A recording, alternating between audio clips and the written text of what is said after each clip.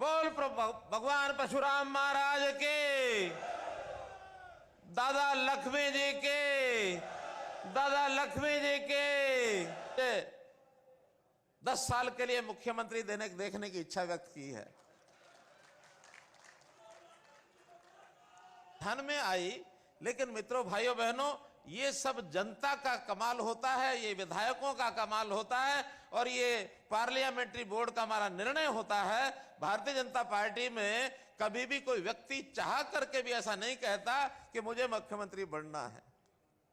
इच्छा रखने में कोई आपत्ति नहीं। जितने विधायक हैं, चुनाव लड़ने से पहले फिल्म किसने देखी है, जरा हाथ खड़े करो। बहुत लोग अभी नहीं देख पाए हैं, आधे ही लोगों के हाथ खड़े। मेरा निवेदन है आपसे कि दादा लक्ष्मीचंद जी का अभी तो भाग 1 आया है, भाग 1 और भाग 2 दोनों देखने आय के हिसाब से ही होती है। तो हमने 1,20,000 की बजाय 1,80,000 तक भी जो परिवार आ जाएंगे, उनको गरीबों का सब लाभ मिलेगा। उनको कोई फीस स्कूलों में नहीं देनी पड़ेगी। उनको इलाज के लिए जो 5 लाख रुपए का बीमा है, केंद्र सरकार ने तो 15 लाख लोगों का किया है, हमने उसके अंतर्गत अब 28,89,000 अर्थात 14 लाख परिवार उसके अंदर बढ़ा दिए हैं। अगले 1 महीने के अंदर सभी परिवारों को गोल्डन कार्ड 5 लाख रुपए का मिल जाएगा, ताकि इलाज के ऊपर किसी का खर्च ना हो। तो इतनी बारीकी से हम काम कर रहे हैं। तो इसलिए मित्रों भाइयों, तो एक कुशलता के आधार पर इनका मिनिमम वेजेस, न्यूनतम आय, इसको फिक्स किया जाएगा, ताकि इससे नीचे किसी पंडित पुजारी या जो पुरोहित का काम करने वाले लोग हैं, उससे नीचे पैसा न मिले। हम एनफोर्स करेंगे कि इनको वो पैसे का लाभ इनको मिले। एक विषय आया है कि किसी एक संस्था का नाम भगवान परशुराम के नाम से रखा जाए। अंत्योदय के नाते जो काम किए हैं, उसके अंदर व्यवस्था परिवर्तन में मुख्यमंत्री अंत्योदय परिवार उत्थान योजना, जिनकी इस परिवार की आय 1 लाख रुपए से कम है, इन सब की आय को कैसे 2 लाख से ऊपर किया जाए, इसके लिए सरकार काम कर रही है। लगभग 32,000 परिवारों के लिए सहायता जो मंजूर कर दी है, उनको लोन मिलेगा, बैंक से मिलेगा, नहीं तो उनको नौकरी मिलेगी। ये सारा हम काम कर रहे हैं। और जो हरियाणा कौशल रोजगार निगम है, उसमें भी बहुत लोग आलोचना कर रहे हैं उसकी, कि आय का कौन सा पैरामीटर होता है नंबरों का। हमने कहा नहीं, जो सबसे ज्यादा गरीब है उसको सबसे ज्यादा नंबर देंगे। अगर 1 लाख से नीचे आमदन है तो उसको 50 नंबर देंगे, 1,80,000 है तो उसको 40 देंगे, उसके ऊपर 30, 20 और आखिर में 10 नंबर, ताकि जिसके परिवार में कोई कमाने वाला है ही नहीं, अगर वो योग्यता रखता है तो पहले उसको नौकरी क्यों ना दी जाए। बोलो, गरीब को पहले नौकरी मिलनी चाहिए कि नहीं मिलनी चाहिए? गरीब को पहले नौकरी मिलनी चाहिए। हम समाज के उस प्रकार के काम कर रहे हैं जो आज तक किसी सरकार ने नहीं किए।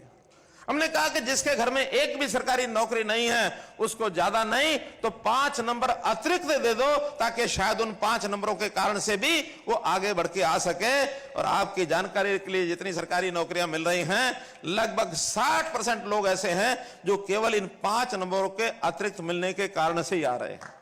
60% लोग ऐसे हैं। तो मित्रों, हम ऐसी बहुत सी योजनाएं, खास करके आयुष्मान का, जैसे मैंने बताया, आयुष्मान भारत के साथ साथ चिरायु भारत एक नई योजना शुरू की है। और ऐसे ही हर व्यक्ति के शरीर का स्वास्थ्य परीक्षण हो, यह योजना भी मैंने बनाई है, जिसका नाम रखा है निरोगी हरियाणा। अब इसमें क्योंकि बहुत सी व्यवस्था करनी पड़ती है, जो हमारे हॉस्पिटल्स हैं, चाहे वो सामुदायिक स्वास्थ्य केंद्र हैं, CHCs, PHCs, डिस्पेंसरीज, सब जगह उनके परीक्षण की व्यवस्था की जाएगी, ताकि अगले 1 साल के अंदर अंदर जब भी जो जहां जाएगा उसका परीक्षण होगा। 1,25,00,000 लोगों का परीक्षण इस साल के अंदर हो जाएगा, आधी से ज्यादा आबादी, ताकि किसी को कोई बीमारी हो गई, प्रारंभ में उसको चेक किया जा सके और उसको इलाज की तरफ आगे बढ़ सके। मित्रों भाइयों बहनों, नौकरियों के मामले में हमने जो पारदर्शी काम किए हैं, उसका सर्व और बहुत बड़ा बोलबाला है। लेकिन हमारे विपक्षी मित्र हैं, उनको कोई मुद्दा तो मिलता नहीं है, नीति बारे में कुछ नहीं कहते हैं, लेकिन छोटी छोटी बातों को लेकर के और ऐसी ऐसी बातें उठा के लाएंगे, ये तो जो है, और सरकार फेल हो गई है, इस सरकार को बदल देना, ये करना वो करना। कहीं भी किसी एक नाली में से पानी मानो निकल रहा है, उसी का फोटो लेके डालेंगे। कभी भी किसी नहर में से छोटी मोटी, अरे हजारों किलोमीटर लंबी नहरें, नालियां, सड़कें ये हैं। अब ये चलने वाला लगातार काम है। सड़क बनी है तो कोई खड्डा होगा ही, लेकिन उस खड्डे की साथ मरम्मत हो जाए। नई सड़कें भी बनेंगी, बरसात के अंदर नहीं बन सकती, सर्दी में भी जनवरी के बाद बनती हैं, ये सबको पता है। लेकिन हर छोटी बड़ी बात में से और बड़े बड़े विषय निकाल के लाएंगे। और आजकल ये सोशल मीडिया का शौक जो लोगों को हो गया है, इसमें तो रोजाना और कुछ नहीं तो रात को मुख्यमंत्री बदल करके सोने की आदत हो गई है। ये मुख्यमंत्री गया, ये गया, कल और दूसरा मुख्यमंत्री आएगा। अरे भाई, आ जाए या ना आ जाए, आपको काम चाहिए। भारतीय जनता पार्टी का जो मुख्यमंत्री होगा, जो प्रधानमंत्री होगा, वो जनता के हित में काम करेगा। ये हमारी विचारधारा का हिस्सा है, ये हमारी उपलब्धियों का हिस्सा है, ये हमारे मैनिफेस्टो का हिस्सा है। व्यक्तियों के हिसाब से कुछ बदलता नहीं है। इसलिए मित्रों, भाइयों बहनों, हम सब काम करने वाले हैं, एक टीम के रूप में काम करने वाले हैं और टीम के रूप में ही निर्णय करते हैं। किसी एक मैनिफेस्टो, किसी एक सोशल मीडिया और बुक क्या बोलते हैं उसको, फेसबुक के माध्यम से, ट्विटर के माध्यम से ये निर्णय नहीं होते हैं। हाँ, मजे लेने वाले लोग लेते हैं, मजे लेने वाले लोग लेते हैं। और मैं तो कहता हूं भाई, जिस दिन ये करते करते थक जाओ ना, मेरे पास फिर आ जाना, फिर मैं कुछ और बता दूंगा तुम्हारे लिए काम करने के लिए। तो मित्रों, भाई बहनों, नीतियों की कोई समीक्षा करता नहीं है। विपक्ष के लोग लगातार कोई ना कोई छोटी छोटी बातों की जो आलोचना करते हैं, और कुछ भी बात न मिले तो छोटे छोटे धरने प्रदर्शन, उनको उकसाने की बात करते हैं। चल 10 लोग धरने पर बैठ जाओ, तुम अपनी मांग बना के लाओ। हम कहते हैं धरने प्रदर्शन के बिना आप हमको आके बता दो। हमारे बहुत तरह के पोर्टल खुल गए हैं, सीएम विंडो, जिसके ऊपर 12 लाख लोगों ने अपनी ग्रीवेंसेस डाली हैं। मैं हर जिले में जा रहा हूं, 500-500 700 लोगों की बात सुनता हूं, अधिकारी साथ जाते हैं। आपको धरना प्रदर्शन की जरूरत ही क्या है? पहले आके बताओगे, योग्य समय पर समस्या का हल हो जाएगा। समस्याओं का हल करने के लिए बहुत योजनाएं हमने बनाई हैं। हर दिन किसी एक योजना को पकड़ के इसको हल कैसे करना है, समस्याओं का समाधान, विवादों का समाधान। मेरा खुला चैलेंज है, आप समस्या के लेके आओ। मनोहर लाल का नाम समाधान है, हर चीज का समाधान हमारे पास हम करेंगे, हर चीज का करेंगे।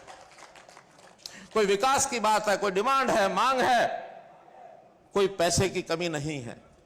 1,77,000 करोड़ रुपए का पिछली बार हमने बजट घोषित किया था, और इस बार और आगे बढ़ेगा। ये शोर मचाते हैं, कर्जा ज्यादा, कर्जा ज्यादा, कर्जा ज्यादा। अरे भाई, कर्जे के एक सिस्टम है। आपके समय भी 1 लाख करोड़ रुपया कर्जा हो गया था, अब 8 साल के बाद वो बढ़ेगा ही। कोई भी चीज 7 साल में, 6 साल में, 7 साल में डबल हो जाती है। और फिर हमारे पैरामीटर हैं, हम जो जीएसडीपी का 3% सालाना और टोटल कर्ज 25%, इससे ज्यादा कभी लेते नहीं हैं। हमारे सारे पास पड़ोस के प्रदेश दिवालिया हो गए हैं। उनके पास समय पर तनख्वाहें नहीं देती हैं, समय पर ठेकेदारों की पेमेंट नहीं करते हैं। हाँ, कहीं कोई गलती हो रही हो तो अपने समय में ही, चाहे पुरानी गलती हो चाहे आज के समय की गलती हो, उसको पकड़ने में, उसको दंडित करने में कभी झिझकते नहीं हैं। हमने बड़े बड़े ऐसे ऐसे लोगों के नाक में कस दी है नकेल कि गलती कर सोचेंगे नहीं। चाहे वो अफसर हो, चाहे वो नेता हो, चाहे वो जनता के आदमी हो, कर्मचारी हो, कोई गलती करता हुआ हमको ध्यान में आ जाए, रातों रात उसका बिस्तर बोरी कुंज करते हैं, रातों रात करते हैं। तो मित्रों, ये जो विपक्ष के लोग, परशुराम जी का जन्मदिन, अक्षय तृतीया, ये गजटेड हॉलिडे होगी और ये इस साल से लागू हो जाएगी। अरे छुट्टी वापस ले लेता हूं मैं, अगर नहीं चाहिए तो। अच्छा सुनो सुनो सुनो, अरे सारी बोल रहा हूं, सारी आखिर तक तो सुनोगे कि नहीं? मामला क्या था सुनिए। इसमें 10% का आरक्षण उन लोगों के लिए था जिनको बाकी आरक्षण कहीं नहीं मिलता। अब ये योजना पहले यहां बनी थी हरियाणा में, बाद में यही योजना केंद्र सरकार ने बना दी।